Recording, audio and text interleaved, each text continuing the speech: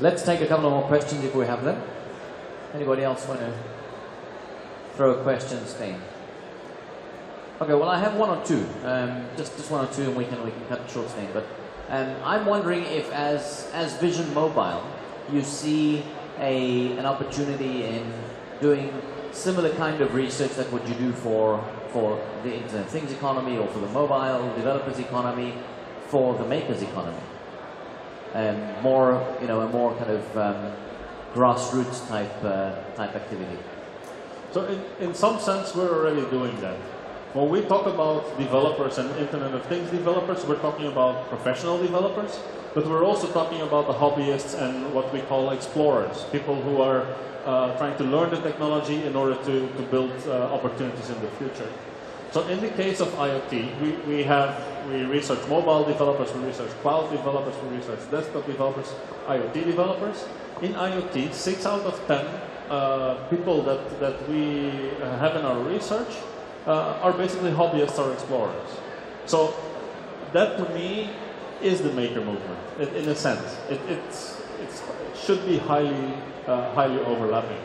So just as we profile the professional developers and so on, we're also profiling the hobbyists. We're seeing how their attitudes and their behaviors, their choices are differing from the professionals, and where they overlap. In many cases, they overlap actually quite a lot. Okay. Stijn, I'm not going to keep us going for much longer. Oh, we have a question? Good, let's take one more question. Hi. Hi. I just want to ask about artificial intelligence and IoT. What are the applications in your company, or from your experience? Which technologies are going to be used? Let's say neural networks. I'm asking about that. So again, I don't want to go too much in exactly which technologies will go ahead in the future, let's say. It's clear that artificial intelligence will play an important role. As I was saying before, really, when you talk about what makes an IoT application valuable, it's the data. It's the information. It's not so much the hardware or the technology by itself. So then it kind of automatically follows from that if you apply artificial intelligence and machine learning to that data, you can make things much more interesting. So it's clear that it's going to be important. It's clear that several very big companies are very much into this and really starting to do so. Just again, a few days ago, there was an announcement of a partnership between Google, IBM, Microsoft, and 2 others. Five big. I think Facebook was one of them. The 5 big technology companies. Apple was not one of them, by the way.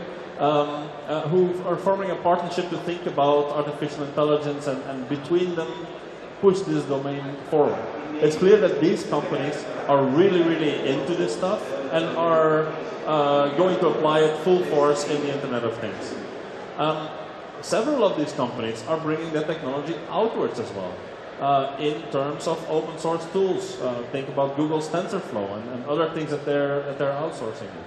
So artificial intelligence is taken out of the domain of the very specialized engineers and into the domain of normal people who can start experimenting with this. This is actively encouraged as well by these companies who can start using it. So pretty soon, in the next months and certainly years, artificial intelligence technology will be maker accessible, let's say. Accessible for normal people to start playing around with and to start building applications with. The same kind of technologies that goes into Google, goes into IBM and so on. Exactly the same technologies. Okay, well, thank you. I know people want to save battery, but don't turn this off because that gives me 10 seconds I need to fill. So, Stijn, thank you so much for that, for talking, thanks for coming today. Have you had fun? Absolutely. Okay. And I've seen some fantastic projects out there. So our motto at Athens Mini Maker Faire is, I think it's make fun luck. Make fun luck. So it's like, instead of saying, so it's making with luck, but while having fun. So we've been very lucky to have you. We're very lucky to have all of you. Thank you for being here, and we'll talk a little later on about more ideas about how we can make this better next year. Sure. Thank you very much. Thank you. Stijn. Thank you. Thank you, guys. Alrighty. So up next we have our friends from